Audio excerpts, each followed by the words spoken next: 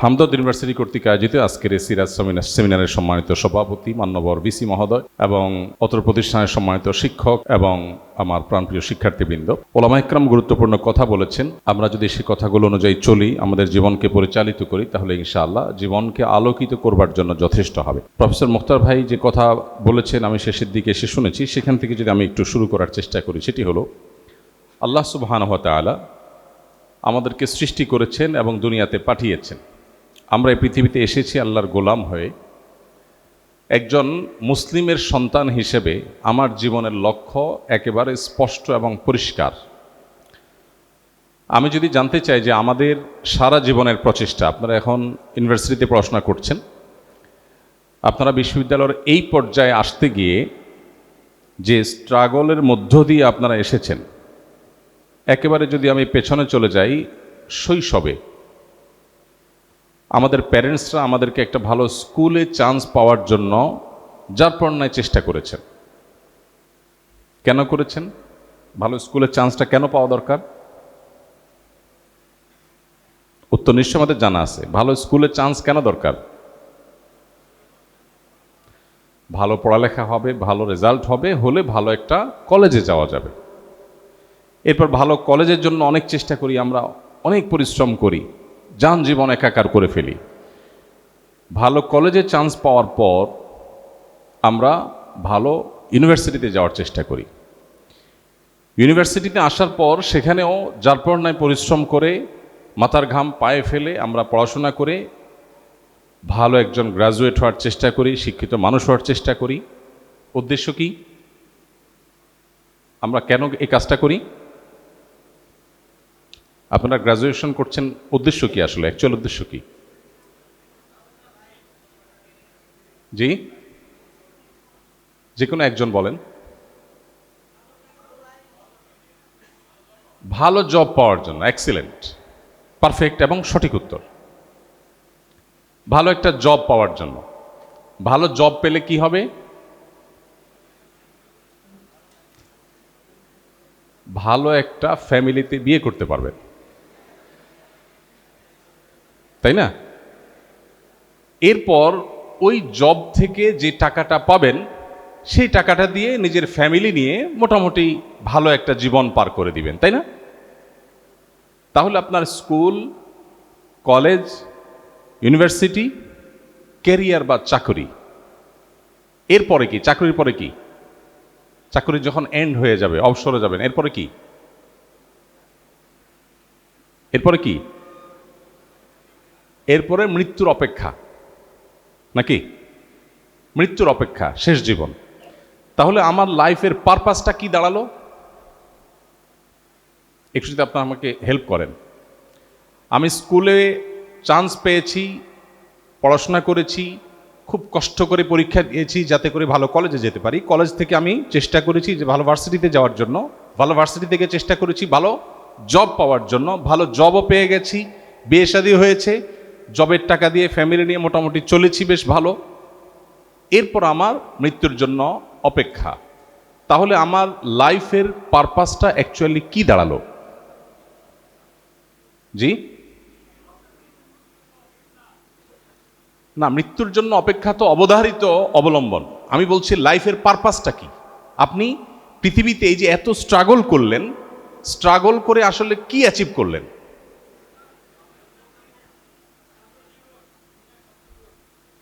শান্তির জীবন একজনে বলছেন।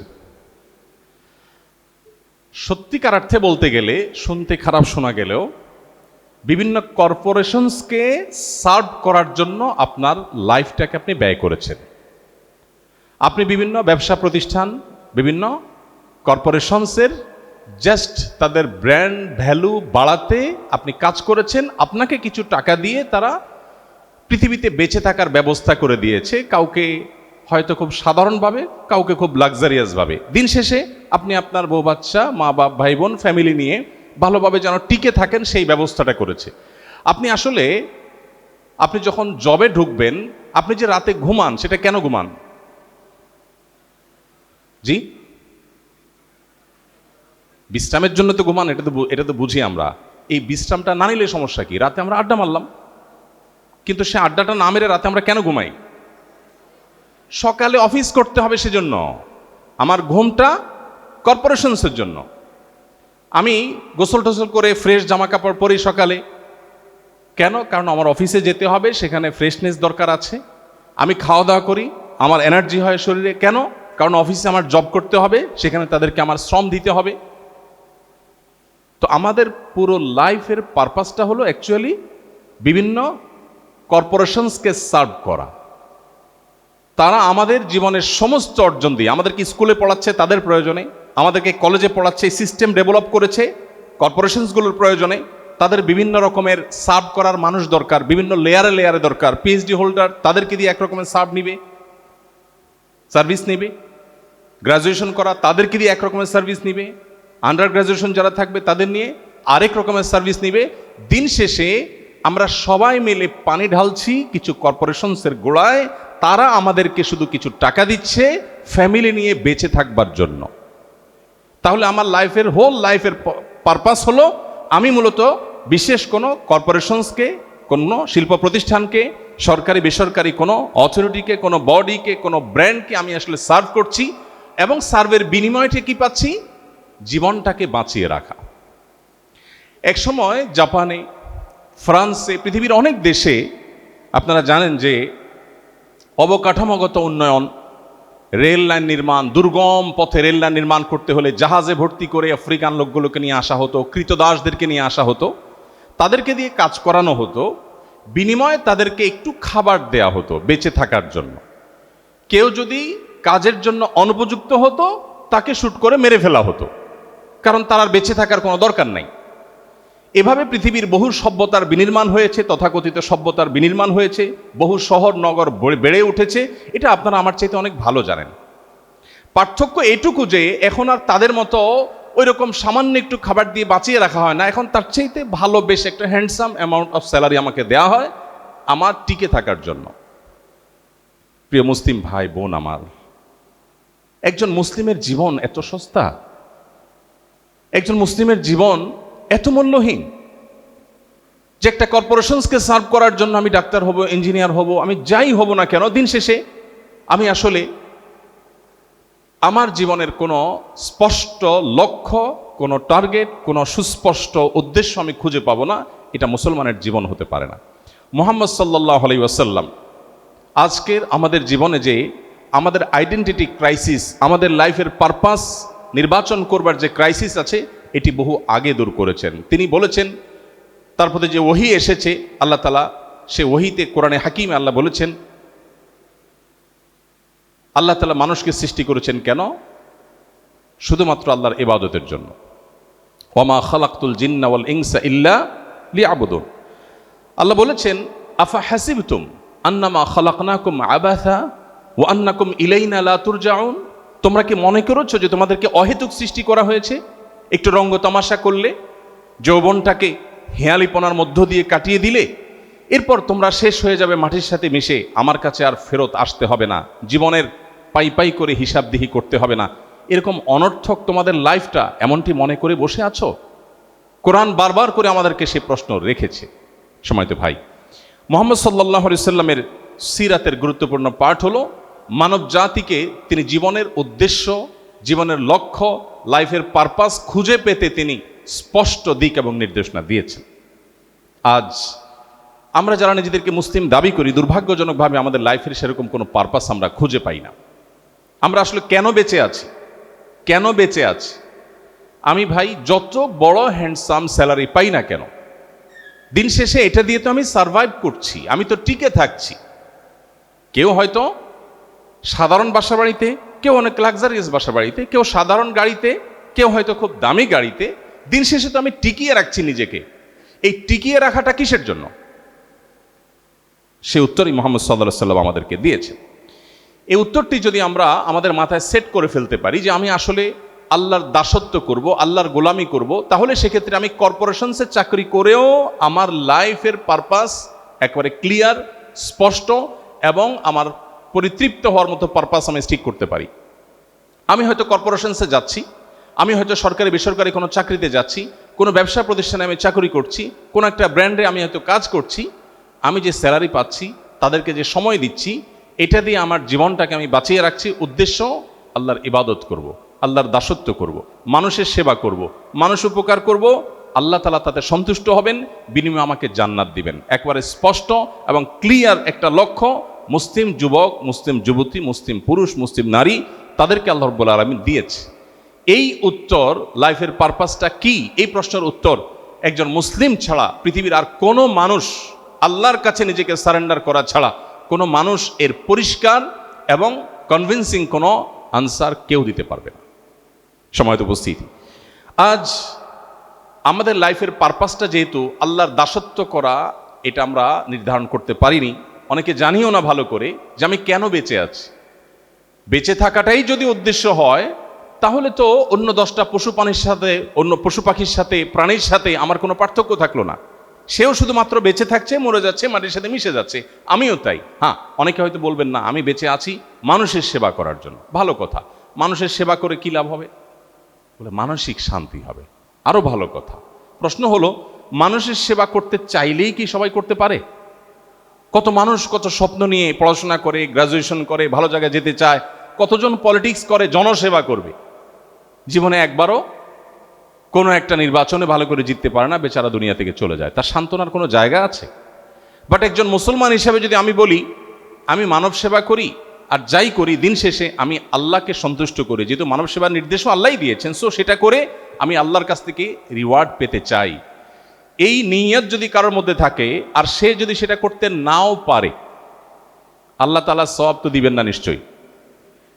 যে তুমি তো চাইছো মানুষের সেবা করতে, কিন্তু তুমি তো পারো নাই সামহাও। তুমি একটা চেয়ারে বসছো, বাট সবাই দুর্নীতিবাজ, তোমাকে কাজ করতে দেয় নাই, তো তুমি তো ভালো কাজ করতে পারো নাই, তাহলে সওয়াব পাবা না, এরকম। নবী করিম সাল্লাল্লাহু আলাইহি সাল্লাম বলেছেন, মান হাম্মা বিহাসানাতিন ওয়া লাম ইয়ামালহা, যে ব্যক্তি কোনো ভালো কাজ করবার সংকল্প করেছে আল্লাহর কাছ থেকে সওয়াব পাওয়ার আশায়, এরপর সে যদি সে কাজটা করতে নাও পারে, আল্লাহ তাকে পরিপূর্ণভাবে সওয়াব দিয়ে দেন।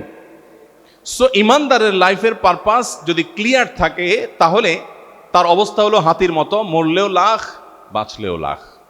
সম্মানিত উপস্থিতি, আমি আপনাদেরকে উদাত্ত আহ্বান রাখতে চাই, মুহাম্মদ সাল্লাল্লাহু আলাইহি সাল্লামের সিরাত থেকে আমাদের লাইফের পারপাসটা যেন আমরা ক্লিয়ার করে ফেলি। আমরা বেঁচে থাকবো আমাদের আল্লাহকে খুশি করবার জন্য, আমাদের প্রত্যেকটা কাজ হবে আমাদের আল্লাহকে সন্তুষ্ট করে জান্নাত পাওয়ার আশায়। এই পারপাসটা যদি আপনার কাছে ক্লিয়ার থাকে, পৃথিবীর প্রত্যেকটা মানুষ হতাশাগ্রস্ত হতে পারে, আপনি কখনো হতাশাগ্রস্ত হবেন না।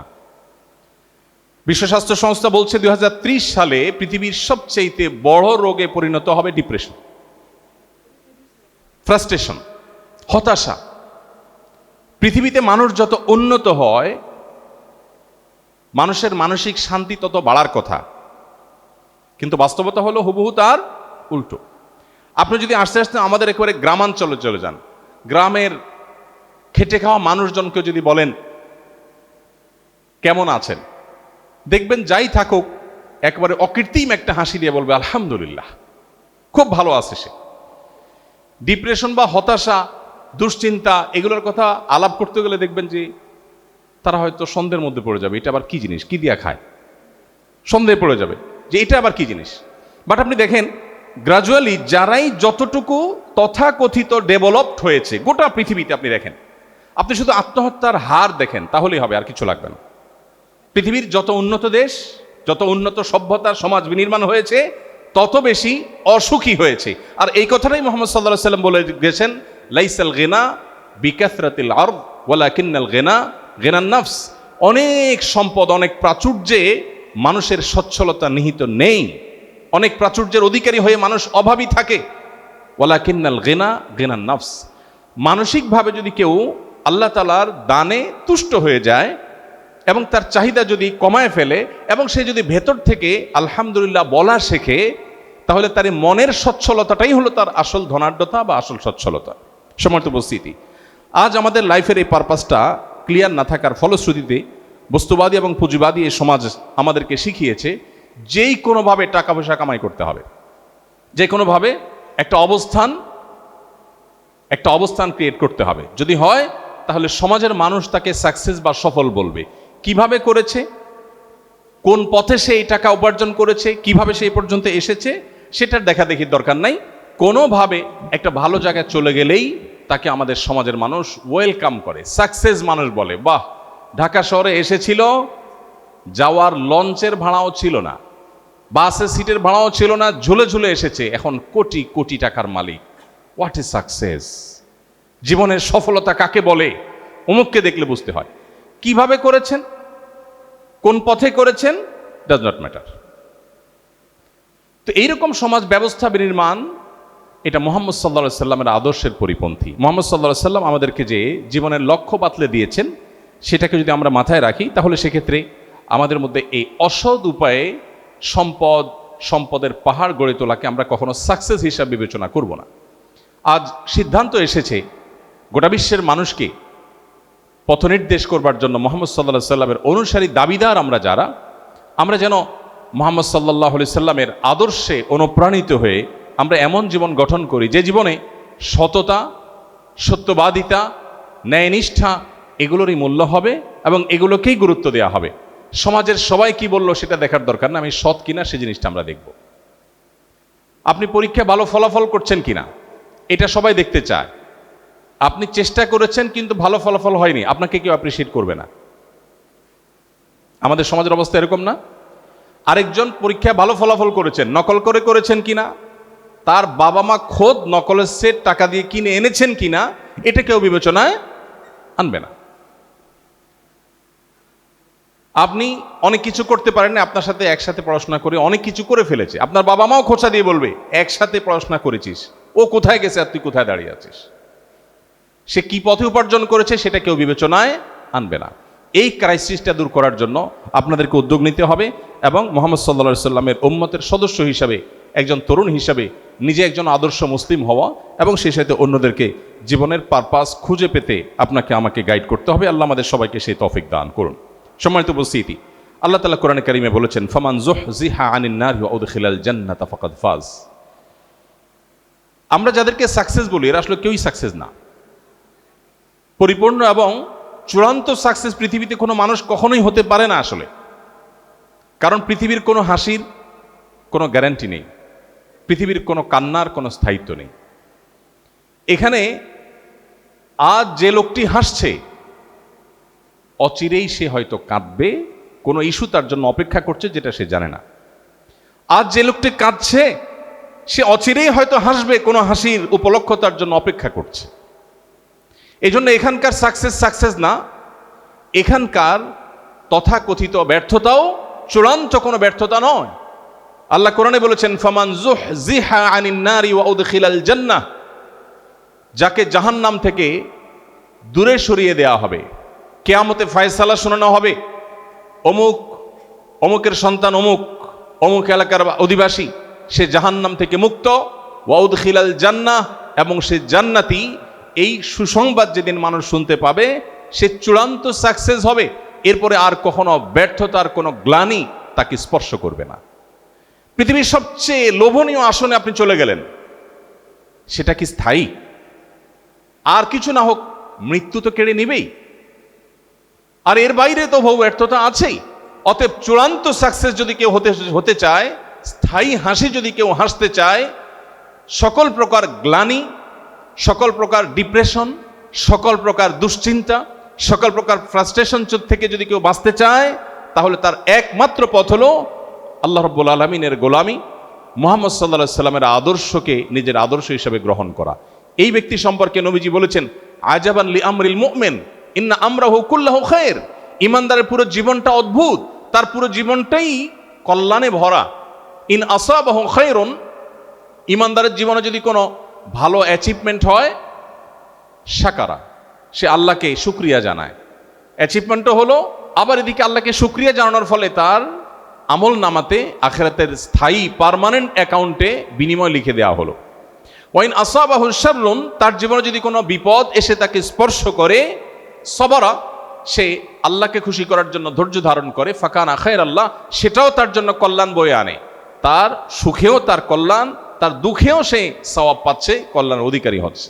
সম্মানিত উপস্থিতি, এজন্য আমরা যদি পৃথিবীতে সুখী হতে চাই এবং আমাদের লাইফের পারপাস যদি আমরা খুঁজে পেতে চাই, মুহাম্মদ সাল্লাল্লাহু আলাইহি সাল্লামকে আমাদেরকে পাঠ এবং পুনর্পাঠ করতে হবে।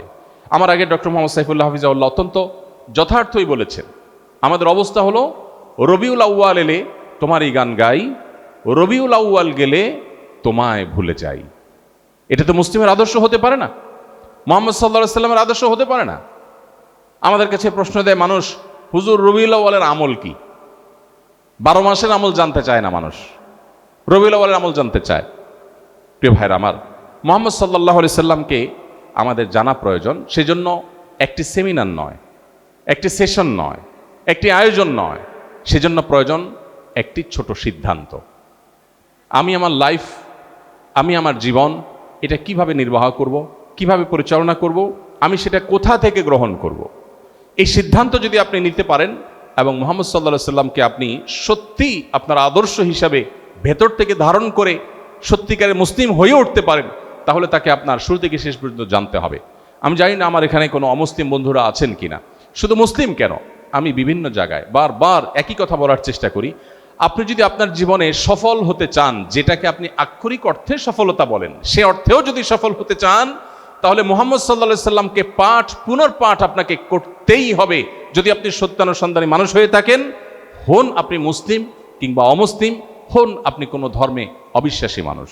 কারণ পৃথিবীর ইতিহাসে এমন আরেকটি মানুষ আপনি খুঁজে বের করাটা কঠিন হবে, যে মানুষ পৃথিবীতে এসেছেন বিপদ মাথায় নিয়ে। মুহাম্মদ সাল্লাল্লাহু আলাইহি সাল্লাম যখন পৃথিবীর আলো দেখেছেন, তার আগেই মাতৃগর্ভে থাকাকালীন সময়ে তার বাবাকে তিনি হারিয়েছেন। পৃথিবীর আলো দেখতে না দেখতেই নিজের মমতাময়ী মাকে হারিয়েছেন। এখনো মায়ের বুকের দুধ পান করার সুযোগ লাভ করেননি পুরোপুরি, তার আগেই মাকে হারিয়েছেন। মা মারা গেছেন, আল্লাহ মাকে নিয়ে গেছেন। এরপরে তার একমাত্র অভিভাবকত্বের দায়িত্ব পালনকারী দাদা আব্দুল মুত্তালিবের স্নেহের পরশে কোনো মতে বাবা মায়ের বিদায়ের ব্যথাটা, বাবা মা বিয়োগের ব্যথাটা দূর করবার ন্যূনতম চেষ্টা করছিলেন। আর ঠিক সেই মুহূর্তে আল্লাহ তাআলা দাদা আব্দুল মুত্তালিবকেও নিয়ে গেলেন।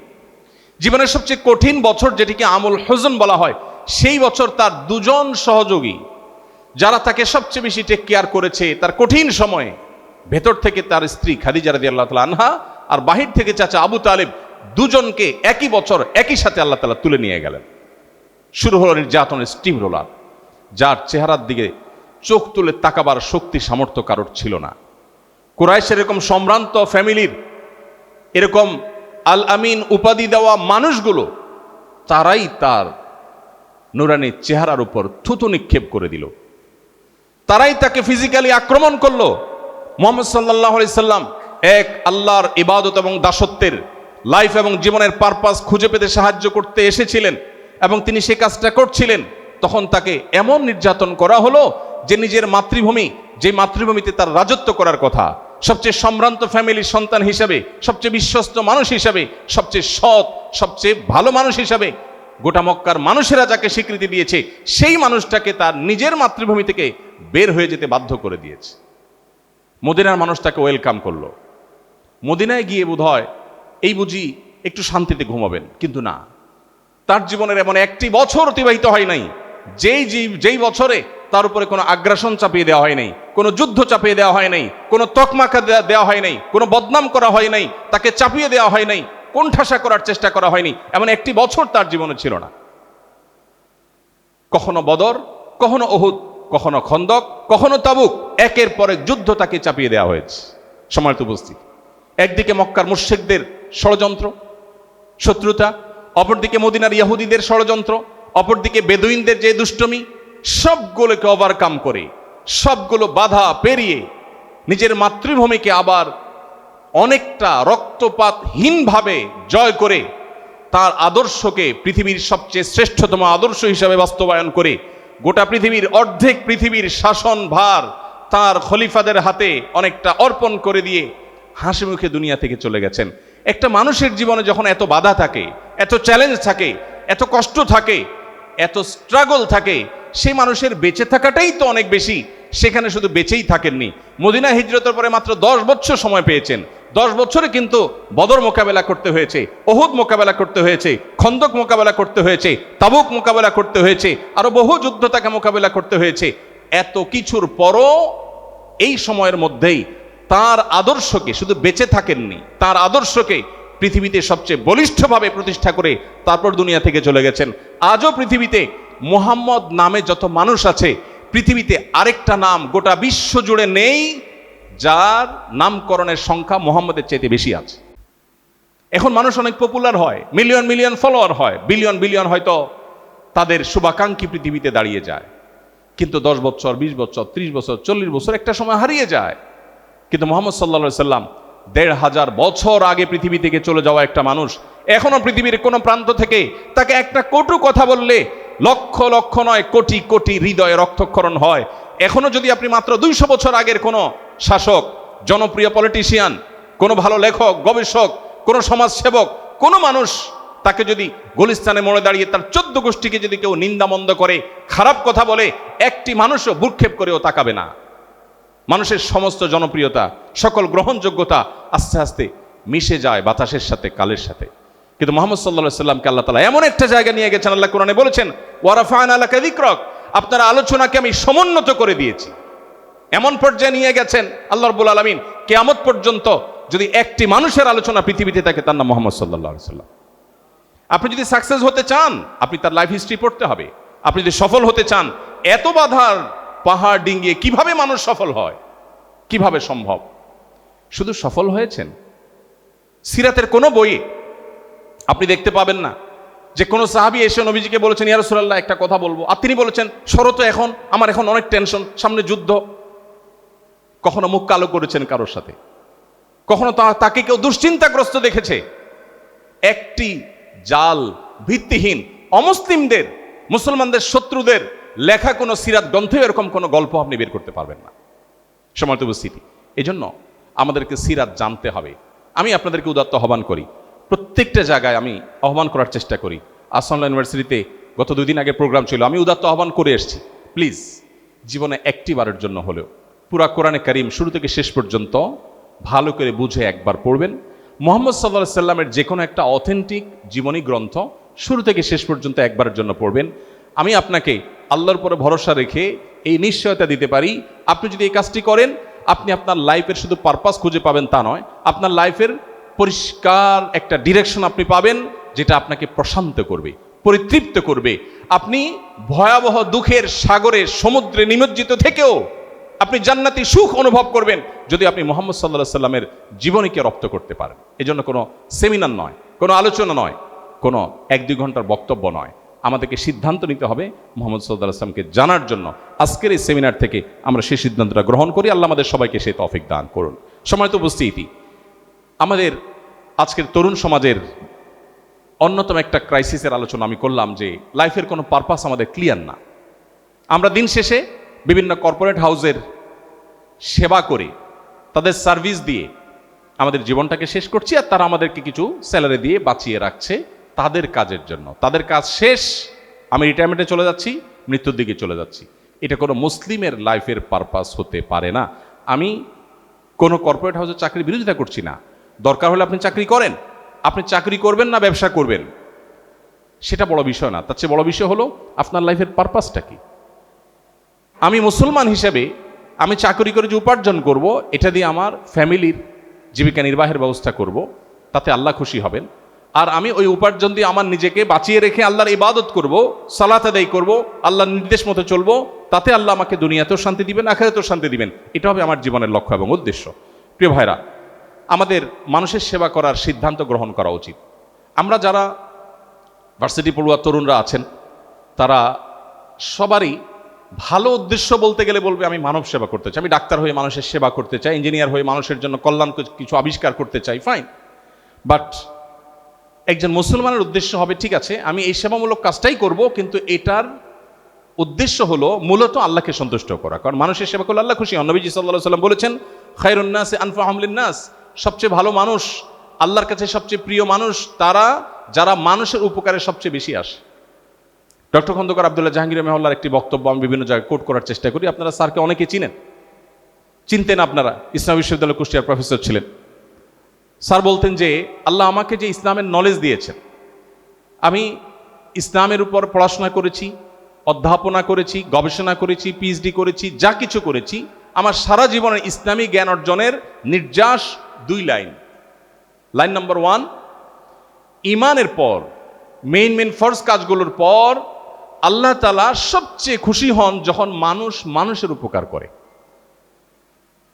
আর কুফরের পর বড় বড় গুনাহগুলো, কবিরা গুনাহগুলোর পর আল্লাহ সবচেয়ে অসন্তুষ্ট হন মানুষের প্রতি যখন মানুষ মানুষের ক্ষতি করে। ব্যাস, এটা হলো আমার সারা জীবনের অর্জিত ইসলামী জ্ঞানের 2 লাইনের নির্যাস। অতএব একজন মুসলিম, তার পড়াশোনা হবে, তার জীবনের লক্ষ্য হবে পরিষ্কার, আল্লাহকে সন্তুষ্ট করা, মানুষের সেবা করা। আর মানুষের সেবা করাটাও হবে আল্লাহ সন্তুষ্টির উদ্দেশ্যে। একজন অনেক মানুষের সেবা করেছে কিন্তু আল্লাহর সন্তুষ্টির উদ্দেশ্য নাই, তার এই সেবার 2 পয়সার কোনো মূল্য আখিরাতে সে পাবে না। কারোর মধ্যে ঈমান নাই, আল্লাহকে সন্তুষ্ট করা, আল্লাহর কাছ থেকে সওয়াব আহরণের উদ্দেশ্য নাই, সে আল্লাহর কাছে কিছুই পাবে না। আপনি প্রশ্ন করতে পারেন এটা কেমন কথা হলো? তাহলে মাদার তেরেসার মতো মানুষ এত সেবামূলক কাজ করেছেন, কিছুই পাবেন না যেহেতু তিনি মুসলমান হয়ে মরেন নাই? উত্তর হলো না, কিছুই পাবেন না, আল্লাহর কাছে কিছুই পাবেন না। একজন বলেছে, ভাই কেমন কথা, যে বিদ্যুৎ আবিষ্কার করেছে তার বিদ্যুৎ দিয়ে কোরআন পড়ে আপনি জান্নাতে যাচ্ছেন, আর সে যেহেতু মুসলমান না সে জাহান্নামে যাবে, কেমন কথা? একজন প্রশ্ন করেছে। এর উত্তর হলো, যেই লোকগুলোকে আপনি জান্নাতে নেয়ার কথা বলছেন ওনারা কি আসলে জান্নাতে যেতে চাইছেন কখনো? কি বলেন? জীবদ্দশা যদি বলা হতো যে চলেন জান্নাতে যাই, জান্নাতে যাওয়ার ডিসিশন নেই, ওনারা কি খুশি হতেন? তো যে জায়গায় যেতে চায় না বা চায় নাই, আপনি টেনে হিস্ট্রি তারা যদি সেখানে নেন, এটা কি তার প্রতি সুবিচার হবে না অবিচার হবে? তাহলে সময়ত উপস্থিতি এই জায়গাটাতে পার্থক্য হয়ে যায় একজন মুসলমানের সাথে একজন অমুসলমানের। একজন মুসলমান সে আল্লাহর কাছ থেকে রিওয়ার্ড বিনিময় পাওয়ার জন্যই সে কাজ করে। সো যখন উদ্দেশ্য সেটা হয়, পদ্ধতিটা মুহাম্মদ সাল্লাল্লাহু আলাইহি ওয়াসাল্লামের ঠিক থাকে, তখন সে যদি অ্যাচিভমেন্ট করতে নাও পারে কোনো টেনশন নাই। বহু নবী রাসূল আছেন, আমাদের তো হাজার হাজার লাখ লাখ, এই যে শেখদের হাজার হাজার লাখ লাখ ফলোয়ার, তাই না? বহু নবী রাসূল পৃথিবী থেকে গত হয়েছেন যে তাদের 1-2 বেশি ফলোয়ার ছিলই না। নূহ আলাইহিস সালাম 950 বছর, তখন মানুষ হায়াত পেতেন অনেক দীর্ঘ, 950 বছর দাওয়াতি কাজ করেছেন। কতজন মানুষ ইসলাম গ্রহণ করেছে? 100 মানুষও ইসলাম গ্রহণ করে নাই। তাহলে তিনি কি আনসাকসেস হয়েছেন, অসফল হয়েছেন? অসফল হন নাই। সম্মানিত উপস্থিতি, এই জন্য আমাদের উদ্দেশ্যটা যদি ক্লিয়ার হয়, মানুষের সেবা করব আমরা পড়াশোনা করে, কিন্তু সেটা হবে আল্লাহকে খুশি করার জন্য। তাহলে আপনি দুর্নীতি করতে পারেন না, কারণ আপনি সেবা করতে গিয়ে দুর্নীতি করতে গেলে আল্লাহ নাখোশ হবেন। মানুষ যদি আল্লাহকে সন্তুষ্ট করাই উদ্দেশ্য হয়, তখন তার সেলফ মনিটরিং সিস্টেম অটোমেটিক চালু হয়ে যাবে, নিজেকে নিজে সে নিয়ন্ত্রণ করবে এবং সে নিজেকে নিজে মনিটর করবে। আল্লাহ আমাদের সবাইকে আমাদের লাইফের পারপাস খুঁজে পেতে মুহাম্মদ সাল্লাল্লাহু আলাইহি ওয়াসাল্লামের আদর্শকে অনুসরণ করার তৌফিক দান করুন। আজকের যুবক এবং তরুণ তরুণীদের লাইফের আরেকটা ক্রাইসিসের জায়গা হলো নৈতিক ভিত্তি দুর্বল থাকা। আমাদের নৈতিক, একটা তো লাইফের পারপাস ক্লিয়ার না, একটা ক্রাইসিস, আর দ্বিতীয় ক্রাইসিস হলো আমাদের নৈতিক ভিত্তি অত্যন্ত দুর্বল। ফলশ্রুতিতে আমরা দড়ি মাছ নাছুই পানি টাইপের মুসলমান, কিছু নামাজ কালাম, কিছু দান সাদাকা করি, আর বাকি দুর্নীতি, 2 নাম্বারি, অনিয়ম, যা খুশি তা করি। দিন শেষে কিছু নামাজ কালাম, কিছু দান সাদাকা করে আল্লাহকে খুশি করার চেষ্টা করি। অথচ একজন ইমানদারকে আল্লাহ তাআলা সূরা গাফিরের 19 নম্বর আয়াতে নির্দেশ করেছেন যে ইয়ালামু খায়নাতাল আ'য়ুনি ওয়া মা তুখফি সুদূর। আল্লাহ তাআলা তোমাদের চোখ দিয়ে যে গুনাহগুলো করছো, অন্তর দিয়ে যে কল্পনার জগতে গুনাহগুলো করছো, সেগুলো আল্লাহ তাআলা জানেন এবং সেগুলোর ব্যাপারে আল্লাহ তাআলা কঠিনভাবে তোমাদের পাকড়াও করবেন। অতএব যদি আমরা ঈমান আনয়ন করি আল্লাহর প্রতি, মুহাম্মদ সাল্লাল্লাহু আলাইহি ওয়াসাল্লামের সিরাতের উপর আমাদের জীবনের পাঠাতন, আমাদের জীবনের ফাউন্ডেশন যদি তার সিরাতের উপরে গড়ে তুলতে পারি, তাহলে ইনশাআল্লাহ বিইذনিল্লাহ আমাদের নৈতিক ভিত্তি অত্যন্ত দুর্বল হবে, নৈতিক দুর্বলতা দূর হবে এবং আমরা আল্লাহ রাব্বুল আলামিনের সবসময় তার মনিটর, তার পর্যবেক্ষণকে আমাদের অন্তরে স্থান দিতে পারবো। এর ফলশ্রুতিতে সমাজ সুন্দর হবে, আমরা সুখময় জীবন লাভ করতে পারবো। কখনো আমাদের টেনশন করতে হবে না, কোথায় কোন মিথ্যা কথা বলে আসছি, কোন তারিখে কি বলছি সেটা আবার মাথায় রাখতে হবে, এই টেনশন থাকবে না যদি নৈতিক ভিত্তি শক্তিশালী হয়। তো সময় একেবারে নাই, আমি শুধুমাত্র শিরোনাম বলে শেষ করছি। আরেকটা ক্রাইসিস আমাদের অর্থনৈতিক চাপ। অর্থনৈতিক চাপ অবশ্য যতটা, তার চেয়ে বেশি হলো আমাদের অপ্রয়োজনীয় চাহিদা আমরা বৃদ্ধি করে ফেলেছি। আমাদের টাকা পয়সা যতটা দরকার তার চেয়ে বেশি দরকার ভাবসাব। আমি এই জন্য বলার চেষ্টা করি বিভিন্ন জায়গায়, আমাদের অভাব আসলে টাকা পয়সার যতটা, তার চেয়ে বেশি অভাব হলো মূলত ভাবের। আমি চাকরিটা কত বড় করছি সেটা বড় কথা না, মানুষ আমাকে কি জানে সেটা বড় কথা। এই যে কদিন আগে পত্রপত্রিকায় এবং সোশ্যাল মিডিয়াতে ভাইরাল হয়েছে একটা ঘটনা, যে বিয়েতে খাসি দেয় নাই, খাসির গোশত দেয় নাই, সেজন্য বিয়ে ভেঙে দিয়েছে যুবক এবং মারপিট করে চলে গেছে। তো আমার কাছে কালকে জুমার পরে এক ভদ্রলোক প্রশ্ন করেছেন যে এটা কেন হলো। তো বললাম কেন হয়েছে এটা তো যুবককে জিজ্ঞেস করলে বলা যেত। তবে আমার ধারণা যুবকের ক্রাইসিসটা হলো এখানে খাসির গোশতের না, তার ক্রাইসিসটা হলো ভাবের। কিভাবে? সে বন্ধু বান্ধব নিয়ে গেছে বিয়ে করতে, এখন ফার্মের মুরগি খাওয়া বিয়া শ্বশুরবাড়ির লোকজন পাঠিয়ে দিল। তো এই বন্ধুদের দাওয়াতে সে গিয়ে খাসি খেয়েছে, এখানে খাসি খাওয়াতে পারলো না, তার মুখটা ছোট হয়ে গেল। তার শ্বশুররা আদতে গরিব হোক ফকির হোক এটা দেখার বিষয় না, কিন্তু ভাবটা হতে হবে ভালো, খাসি খাওয়াইতে হবে, তাহলে তার ইজ্জত থাকে। আমাদের অভাবটা হলো এই ভাবের মূলত। অতএব আমরা যদি আমাদের সিদ্ধান্ত নেই যে আমরা লোক দেখানো যে আড়ম্বর এবং প্রদর্শন ইচ্ছা, এটা যদি আমরা কোরবানি করি, এটা যদি আমরা ত্যাগ করি, তাহলে ইনশাআল্লাহ আমাদের অভাব অটোমেটিক দূর হয়ে যাবে, স্বয়ংক্রিয় দূর হয়ে যাবে। সিদ্ধান্ত নিতে হবে এই জিনিসটা। মুশকিল হলো সিদ্ধান্ত নেওয়া কঠিন। আশপাশে বন্ধু বান্ধব যেভাবে হয় আমরা তাদের মতো হতে চাই, আমরা তাদের মতো হওয়ার চেষ্টা করি। আমরা চাই যে অন্য 10 জন যেভাবে হবে আমিও সেরকম হব। আমি আমার সন্তানদের সবসময় বলি, পরীক্ষার জন্য পড়াশোনার জন্য তুমি চেষ্টা করো, এরপরে তুমি যদি ফলাফল খারাপ করো আমরা ধুমসি বিরিয়ানি রান্না করে খাবো, কোনো টেনশন নাই, কিন্তু তোমার চেষ্টাটা থাকতে হবে। জাস্ট এতটুকু তোমার কাছে চাহিদা। রেজাল্ট নিয়ে আমাদের কোনো মাথা ব্যথা নেই। এমন হয়েছে যে সন্তানের রেজাল্ট আউট হয়েছে, আমরা আসলে কেউ জানতাম না, জানতে জানতে দুপুর পার হয়ে বিকাল হয়ে গেছে। যে রেজাল্ট নিয়ে আমাদের আগ্রহ নেই, আমাদের আগ্রহ হলো তুমি সঠিক লাইনে আছো কিনা। তো লাইফের পারপাস ক্লিয়ার না থাকার কারণে এই অর্থনৈতিক চাপ তৈরি হয়, এবং এর আরেকটা কারণ হলো বেকারত্ব, এবং আমরা সবাই চাকর হওয়ার মানসিকতা নিয়েই বড় হই। দুর্ভাগ্যজনক একটা বাস্তবতা। চাকরি করা নাজায়েজ না, নিষেধ না। মুহাম্মদ সাল্লাল্লাহু আলাইহি সাল্লামও পানি তোলার বিনিময়ে খাদ্য আহরণ করেছেন, উপার্জন করেছেন কখনো কখনো। অতএব চাকরি করা নাজায়েজ বা খারাপ কিছু না, কিন্তু মানসিকতাটা যদি হয় চাকর হওয়ার, তো এটা কখনো প্রশংসনীয় বিষয় হতে পারে না। আমাদের এন্টারপ্রেনার হওয়ার জন্য চেষ্টা করতে হবে, বিভিন্ন স্কিল অর্জন করতে হবে। ডক্টর মুখতার হাফিজাহুল্লাহ বলেছেন স্কিল অর্জন করার জন্য আমাদেরকে কাজ করতে হবে। আজকে আমাদের স্কিল নাই। আমি নিউজিল্যান্ডে একবার সফর করেছি, সেখানে দেখেছি যে আমাদের বাংলাদেশিদের একটা সংগঠন আছে, ওরাই মূলত আমাকে ইনভাইট করেছিল, 2000 ইয়াং মানুষ।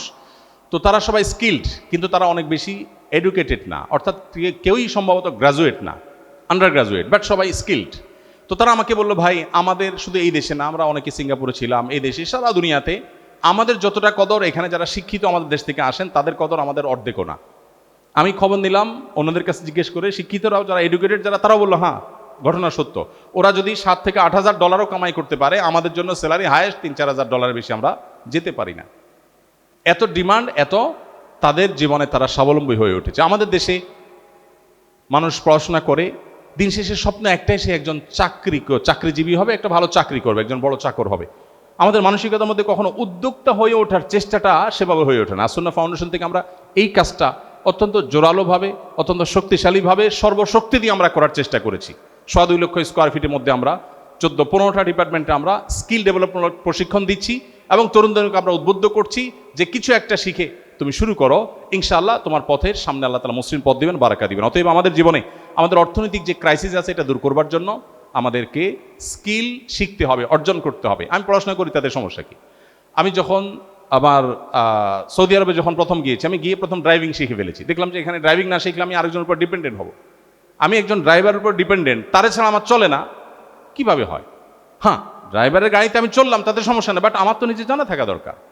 আমি প্রত্যেকটা বিষয়ে যেটা আমার করতে হবে সেটা যদি আমার শেখা হয়ে যায়, তখন পৃথিবীতে আমার চলা অনেক সহজ হবে। আমাদের অর্থনৈতিক ভিত্তিকে শক্তিশালী করার জন্য আমাদের স্কিলকে ডেভেলপ করার কোনো বিকল্প না। বিশেষ করে ইউনিভার্সিটির তরুণদের মধ্যে বেকারত্বের যে হার দিন দিন বেড়ে চলেছে, এটি দূর করবার জন্য আমাদের স্কিলড হওয়ার কোনো বিকল্প না, যেটা মুহাম্মদ সাল্লাল্লাহু আলাইহি ওয়াসাল্লামের আদর্শ বটে। ঠিক একইভাবে জীবনকে সহজ করার চেষ্টা আমাদের করতে হবে, যেন আমাদের মধ্যে অনেক ডিমান্ড না থাকে। অভাব দূর করার একটাই টেকনিক, একটাই পলিসি, সেটা হলো চাহিদা প্রত্যাশাকে কমিয়ে আনা। যে তার প্রত্যাশাকে কমিয়ে আনতে পেরেছে সে সুখী হবে, নিশ্চিত লিখে দেওয়া যায়। আর যার প্রত্যাশার শেষ নাই সে কখনো সুখী হবে না। বাড়িটা 6 তলার, পারমিশন 6 তলার, ছাদে গেলে দেখা যায় পুরা ছাদ ভর্তি রড বাইর করে রাখছে। কারণ কি? তো আরেকটা করার উদ্দেশ্য থাকলে করে না কেন? টাকা নাই। এই ফ্লোরগুলো ভাড়া দিয়ে তিনি আরেকটা করবেন। আরেকটা করতে পারলে রড দিয়ে অন্তত আরেকটা রুম, সিঙ্গেল রুম করবেন, যে ওইটা ভাড়া দিলে করে টাকা আসবে। তাহলে ভদ্রলোক অভাবই আসলে। আরেকজন আছে কুড়ের ঘরে, তার কিছুই নেই, বাট যেটা আছে এটা নিয়ে সে খুব হ্যাপি, নাক টেনে ঘুম দিচ্ছে, তার রড নাই, রড বাঁধার প্যারাও নাই, সে আসলেই সুখী। তো কেউ যদি প্রত্যাশাকে জিরো লেভেলে নামিয়ে আনতে পারে তো সে সুখী হবেই। আর এই মন্ত্রটাই মোহাম্মদ সাল্লাল্লাহু আলাইহি ওয়াসাল্লাম আমাদেরকে দিয়ে গেছেন। অতএব আমাদের ছাত্রদের অর্থনৈতিক যে পেরেশানি, দুশ্চিন্তা, এটা দূর করবার জন্য আমাদেরকে মোহাম্মদ সাল্লাল্লাহু আলাইহি ওয়াসাল্লাম আদর্শে যেতে হবে। নবী করিম সাল্লাল্লাহু আলাইহি ওয়াসাল্লাম আবু দারদা রাদিয়াল্লাহু আনহু বর্ণিত এক হাদিসে বলেছেন, ফাইন্নামা কাল্লা ওয়াকাফা খায়রুম মিম্মা কাসুরা ওয়া আলহা। কেউ যদি খুব অল্প উপার্জন করে আর এটাতেই সে তুষ্ট হয়ে যায়, যথেষ্ট হয়ে যায়, তাহলে এটা তার জন্য অনেক ভালো, অনেক সম্পদ হলো, আর সেটা যাচ্ছে তা করলো, এবং এরপরও তার মধ্যে খাই খাই থাকলো, রড বাইর করে রাখলো, ওইটার চাইতে এই অল্পটা অনেক বেশি উত্তম, যদি তার প্রত্যাশাকে সে নামিয়ে আনতে পারে। অতএব আমাদের সেই জায়গাটাতেও কাজ করতে হবে যদি আমরা সুখী হতে চাই, আমাদের অর্থনৈতিক ভিত্তিকে যদি শক্তিশালী করতে চাই। আজকে আমাদের দেশে কথা বলেন, গোটা দেশ এমন একটা অবস্থা হয়ে গেছে যে আমাদের মেধাবীরা বাইরে চলে যাচ্ছে, আর যারা দেশে আছে তারা কাজ করার পরিবেশ পাচ্ছে না, চাকরিতে ঢুকছে তো সৎভাবে নিজের মতো করে জীবনটাকে পরিচালনা করতে পারছে না। ক্রাইসিসের কোনো শেষ নাই। আপনি স্কিল ডেভেলপ করেন, নিজের যোগ্যতা অর্জন করেন, নিজে ছোট্ট করে কিছু শুরু করেন, কোনো কাজকে ছোট মনে না করে শুরু করেন। নবী করিম সাল্লাল্লাহু আলাইহি সাল্লাম বলেছেন, মা আকালা আহাদুন তাআমান কাত্তু খায়রাম মিন আন ইয়াকুলা মিন আমালি ইয়াদিহি। নিজের হাতে উপার্জন করার চাইতে উত্তম উপার্জন আর কারোর উপার্জন হতে পারে না। অতএব কোনো কাজকে ছোট মনে না করে আমরা যদি কাজ শুরু করে দেই, সবাই যদি স্কিল হওয়া শুরু করে দেই, তাহলে একটা দেশের অর্থনৈতিক অবস্থা শক্তিশালী হওয়ার জন্য আর বেশি কিছু লাগবে না। আমরা আমাদের দেশের হাজারটা জায়গায় কাজ করবার সুযোগ আছে, হাজারটা জায়গার। আমরা গতকালকে ফজরের পরে আমাদের মসজিদের কিছু মুসল্লিদেরকে নিয়ে আমরা রাস্তার একটা জায়গা পরিষ্কার করলাম। সব মিলিয়ে কত, সামান্য একটু জায়গা, এই ঘরটা যতটুকু তার 4-5টা হবে, এতটুকু, সব মিলিয়ে কয়েকশো ফিট জায়গা হবে। 4 থেকে 5 বস্তা প্লাস্টিকের প্যাকেট, বোতল এবং এই জাতীয় জিনিসপত্র আমরা একত্র করেছি। তো আমি বললাম উপস্থিত যারা ছিলেন তাদেরকে যে দেখুন, এইটুকু জায়গা, মাত্র 200-300 স্কোয়ার ফিট রাস্তার মধ্যে যদি আমরা এই পরিমাণ ময়লার স্তূপ পাই, তো এই মাটি থেকে কিভাবে ফসল উৎপাদন হবে? গত কয়েকদিন আগে দেখলাম প্রতি বছর বাংলাদেশে $6 বিলিয়ন শুধুমাত্র কেমিক্যাল আমদানি করা হয়, যেটা বাংলাদেশি মুদ্রায় 72 থেকে 74 হাজার কোটি টাকা প্রতি বছর শুধু কেমিক্যাল আমদানি করা হয়। এবং কোন কোন পত্রিকা বলছে যে এটা বাড়তে বাড়তে অচিরেই 8 থেকে 10 বিলিয়নে গিয়ে পৌঁছাবে। অর্থাৎ প্রতি বছর এভারেজে 10-15% বাড়ছে। কিছু কিছু কেমিক্যাল আমাদের জন্য প্রয়োজনীয়, অতটা ক্ষতিকর না, কিন্তু আমাদের মাটিতে যে কেমিক্যালগুলো আমরা দিচ্ছি, এমনকি যে কেমিক্যালগুলো হয়তো আমরা গার্মেন্টসে, টেক্সটাইলে আমরা ইউজ করছি, এগুলো যথাযথভাবে ব্যবহার না করার কারণে, যথাযথ নীতিমালা ফলো না করার কারণে আমাদের পানিগুলো দেখবেন শেষ হয়ে যাচ্ছে, মাটিগুলো শেষ হয়ে যাচ্ছে, বাতাস শেষ হয়ে যাচ্ছে। এত ক্যান্সারের পেশেন্ট, এত কিডনির পেশেন্ট, এত হার্টের রোগী আমরা আমাদের শৈশবে দেখি নিয়ে দেশে। আমার বাবা ক্যান্সারে মারা গেছে, আমাদের ফ্যামিলিতে 8 জন ক্যান্সারের পেশেন্ট। যেখানে যাই, যেই 10 জন 20 জনের মধ্যে একজন ক্যান্সারের পেশেন্ট পাওয়া যাচ্ছে। সেটা শুধুমাত্র এই কেমিক্যাল থেকেই হয়েছে আমি তা বলছি না, কিন্তু এটা একটা ক্রাইসিস। এরকম শত শত ক্রাইসিসের জায়গা এদেশে আছে। এই ক্রাইসিস কে দূর করবে? আপনার আমাকে করতে হবে, এবং সেটা আল্লাহকে শুধু খুশি করবার জন্য। এজন্য মানুষের জন্য উপকারী হওয়ার সিদ্ধান্ত গ্রহণ করা, আল্লাহর গোলামির সিদ্ধান্ত গ্রহণ করা, মুহাম্মদ সাল্লাল্লাহু আলাইহি সাল্লামকে নিজের আদর্শ হিসেবে গ্রহণ করা, সিদ্ধান্ত গ্রহণ করা, এটা শুধুমাত্র এই কয়েকটি ক্রাইসিস নয়, আরও যত ক্রাইসিস আছে। আমাদের তরুণদের একটা অংশ ড্রাগে এডিক্টেড হয়ে যাচ্ছে, সোশ্যাল মিডিয়াতে এডিক্টেড হয়ে যাচ্ছে, অটিস্টিক এবং প্রতিবন্ধী মানুষের মতো সারাদিন মোবাইলের মধ্যে ডুবে থাকছে, জীবন শেষ হয়ে যাচ্ছে, ফ্যামিলি ধ্বংস হয়ে যাচ্ছে, পরিবার শেষ হয়ে যাচ্ছে। মা মোবাইল টিপতে টিপতে বাচ্চাকে ঘুম পাড়ায়, মোবাইল টিপতে টিপতে বলে বাবা পড়ালেখা করো। বাচ্চা কেন পড়ালেখা করবে? বাচ্চারা তো শুনে শিখে না, বাচ্চারা পড়ে শিখে না, বাচ্চারা দেখে শিখে। ও দেখে ওর বাপ মা সারাদিন মোবাইল টিপে, আর মুখে বলে বাবা মোবাইল টিপতে হয় না, মোবাইল দেখতে হয় না, বই পড়তে হয়। ও বুঝে যে রাজ্যের সমস্ত সুখ নিশ্চয়ই মোবাইল দেখার মধ্যে, না হলে বাপ মা কেন দেখছে? তো আমাদের ক্রাইসিসের যত জায়গা আছে এর মধ্যে এই যে ড্রাগ এবং সোশ্যাল মিডিয়া এডিকশন, এটা একটা ক্রাইসিস জায়গা, বিশেষ করে তরুণদের মধ্যে। এই ক্রাইসিস দূরের জন্য মুহাম্মদ সাল্লাল্লাহু আলাইহি সাল্লামের আদর্শ অনুসরণ করতে হবে। আপনারা একটু আগে শুনছিলেন ডক্টর মুখতার হাফিজাহুল্লাহ বলছিলেন রাতে তাড়াতাড়ি শোয়ার ব্যাপারে। আপনারা রাত 10টার মধ্যে কে কে শোন? একটু হাত তুলে দেখাবেন মেহরবানি করে। রাত 10টার মধ্যে কারা কারা শোন? এভারেজে বেশিরভাগ দিন আর কি হাত নেমে গেল কেন? কোনো সমস্যা? আচ্ছা থাক, লাগবে না, আপনাদের লজ্জা দিয়ে লাভ নেই। আমাদের উচিত হলো রাতে তাড়াতাড়ি শুয়ে যাওয়া। মুহাম্মদ সাল্লাল্লাহু আলাইহি ওয়াসাল্লাম রাতে তাড়াতাড়ি ঘুমোতেন এবং তিনি এশার পরে কোনো আলাপ আলোচনা পছন্দ করতেন না। আমি মাহফিল ছাড়ার অনেকগুলো কারণের একটা কারণ এটাও, যে গভীর রাত পর্যন্ত জেগে থাকতে হয়, আলোচনা করতে, এটা সুন্নাহ না, এটা মুহাম্মদ সাল্লাল্লাহু আলাইহি ওয়াসাল্লামের আদর্শ না। তো এই যে গভীর রাত পর্যন্ত আমরা জেগে থাকি, এটা আমাদের জন্য ভালো না। পশ্চিমা দুনিয়াতে যান, এমনকি পূর্বে চলে যান, আপনি সেই জাপান নিউজিল্যান্ড থেকে নিয়ে একেবারে পশ্চিমে যতদূর যাবেন, গোটা দুনিয়াতে দেখবেন সমস্ত উন্নত দেশগুলোর মানুষ সন্ধ্যার সাথে সাথে খেয়ে শুয়ে পড়ে আর ভোরে উঠে কাজ শুরু করে। আর আমাদের রাত শুরু হয় 9টার পর, আর দিন শুরু হয় সকাল 9টার পর। এটা কোনো আদর্শ লাইফস্টাইল হতে পারে? এই জন্য লাইফস্টাইল বলুন, অন্য যে কোনো বিষয় বলুন, আপনার আদর্শ যদি মুহাম্মদ সাল্লাল্লাহু আলাইহি ওয়াসাল্লাম হয়, ইনশাআল্লাহ বিইذনিল্লাহ আপনার আমার জীবনের প্রকৃত সুখের সন্ধান আমরা পাবো। আল্লাহ তাআলা আমাদের সবাইকে সে পথে অর্জন যাওয়ার তৌফিক দান করুন। আমাদের যে নৈতিক দুর্বলতা, ভিত্তির দুর্বলতা, সেই দুর্বলতাতেও আমাদের মুহাম্মদ সাল্লাল্লাহু আলাইহি ওয়াসাল্লামের আদর্শ যদি আমরা অনুসরণ করি, এবং আমরা যদি কোরআনে যে যুবকদের কথা বলা হয়েছে, আল্লাহ বলেছেন সূরা কাহফের মধ্যে, ইন্নাহুম ফিতিয়াতুন আমানু বিরাব্বিহিম ওয়া জিদনাহুম হুদা। আসহাবে কাহফের যুবকেরা কয়েকজন যুবক ছিল যার ঈমান এনেছে আল্লাহর প্রতি, আল্লাহ তাদের প্রতি হেদায়েত বাড়িয়ে দিয়েছেন, তারা তাওহীদকে সংরক্ষণ করবার জন্য চেষ্টা করেছে। আজকে সেরকম কিছু আদর্শবাদী, সেরকম ঈমানদার, আল্লাহ ভীরু, মুত্তাকি, পরহেজগার, সত্যিকারের মুসলমান যুবক, কিছু যুবতী আজকে প্রয়োজন এই দেশকে, এই বিশ্বের ব্যবস্থাকে পরিবর্তন করবার জন্য, সংশোধন করবার জন্য, সুখের ঠিকানা নিয়ে যাওয়ার জন্য।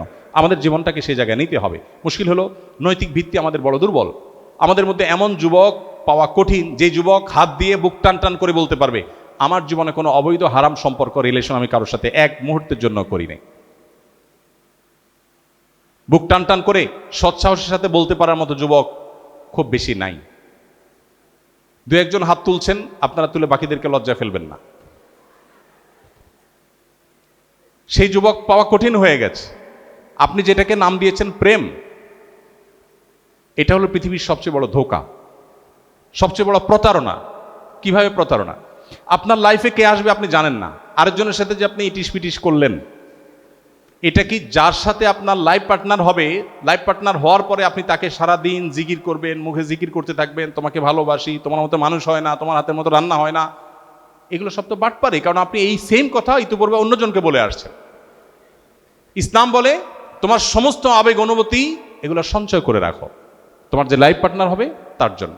আজকে পশ্চিমা দুনিয়া থেকে শিক্ষাটা নিচ্ছেন, জ্ঞান গবেষণা নিচ্ছেন, টেকনোলজি নিচ্ছেন, নেন, আরও বেশি করে নেন, নিতে হবে আমাদের, ভালো কিছু গ্রহণ করতে অসুবিধা নেই। কিন্তু তাদের থেকে বস্তা পচা সস্তা সংস্কৃতি কেন নিচ্ছেন? আমার বিশ্ববিদ্যালয় ক্যাম্পাস দেখলে কেন এই দেশকে ধারণ করে প্রচণ্ডভাবে আমার তরুণদেরকে দেখলে সেটা কেন মনে হবে না? সম্মানিত উপস্থিতি, এই জায়গাতে আমাদের অ্যাড্রেস করতে হবে, আমাদের জীবনকে পরিবর্তন করতে হবে। আজকের এই সেমিনার হোক সেই পরিবর্তনের মূল সূত্র। এখান থেকে আমরা জীবনকে নতুনভাবে চালাবার সিদ্ধান্ত গ্রহণ করি, আল্লাহর কাছে সঁপে দেই। আল্লাহর কাছে আমাদের সবাইকে চলে যেতে হবে। জীবন আল্লাহর কাছে সঁপে না দিলে আমরা দুনিয়াতেই সুখী হব না, আখিরাত তো অনেক পরের কথা। আল্লাহ তাআলা আমাদের সবাইকে আমল করার তৌফিক দান করুন।